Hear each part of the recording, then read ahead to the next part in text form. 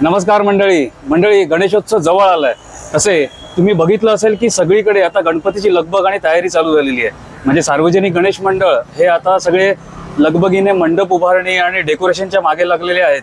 तर घराघरात आता डेकोरेशन चालू झालेलं आहे आणि तुम्ही बघितलं असेल की रस्त्याच्या आजूबाजूला देखील आता छोटे छोटे गणेश मूर्तींचे स्टॉल्स देखील लागलेले आहेत।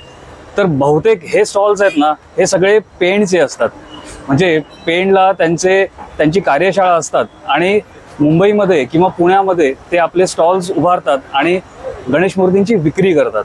तर अशाच एका स्टॉलमध्ये आपण आलेलो आहोत जिथे गणेश मूर्तींची विक्री होते आणि त्याचं नाव आहे श्री कुलदैवत कलानिकेतन पेण येथील। म्हणजे ही जी कार्यशाळा त्यांची आहे ती पेण येथे आहे आणि त्यांनी विक्री केंद्र जे केलेलं आहे ते अंधेरी येथील अंधेरी ईस्ट म्हणजे तुम्ही कोलडोंगरी हा एरिया तुम्हाला माहिती आहे। स्पेशली डीमार्ट जर तुम्ही बघितलं तर डीमार्टच्या एक्झॅक्टली समोर त्यांनी आपलं हे गणेश मूर्ती विक्री केंद्र उभारलेलं आहे।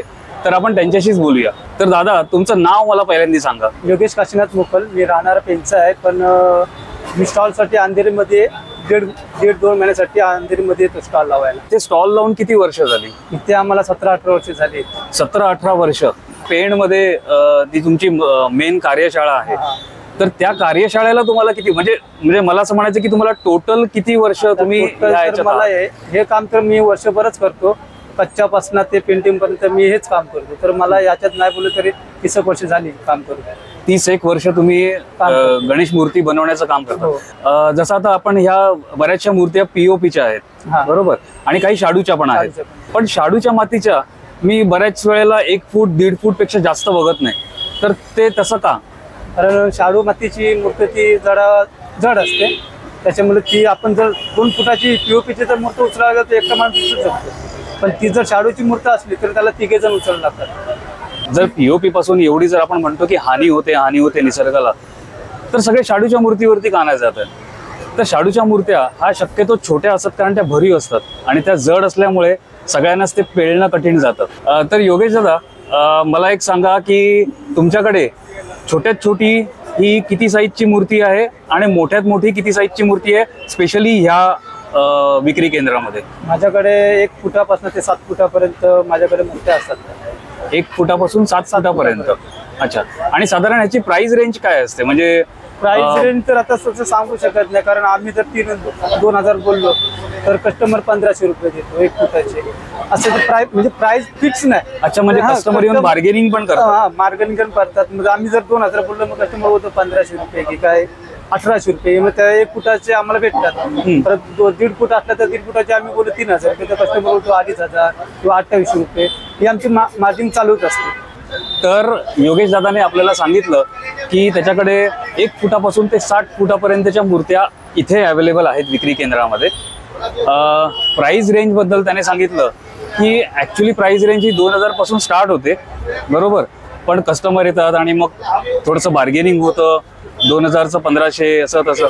पण मला ना तुम्हाला एक रिक्वेस्ट करावीशी वाटते यामध्ये, कारण तुम्ही बघताय आता ह्यांनी स्टॉल लावलेला आहे, बरोबर आहे, इकडे पण त्यांना येऊन सगळं टचअपचं वगैरे काम करावं लागतं, बरोबर आहे। तर ती मेहनत आहे आणि स्पेशली मेहनत ही मूर्त्या घडवण्यासाठी येते, ते आपण बघूच।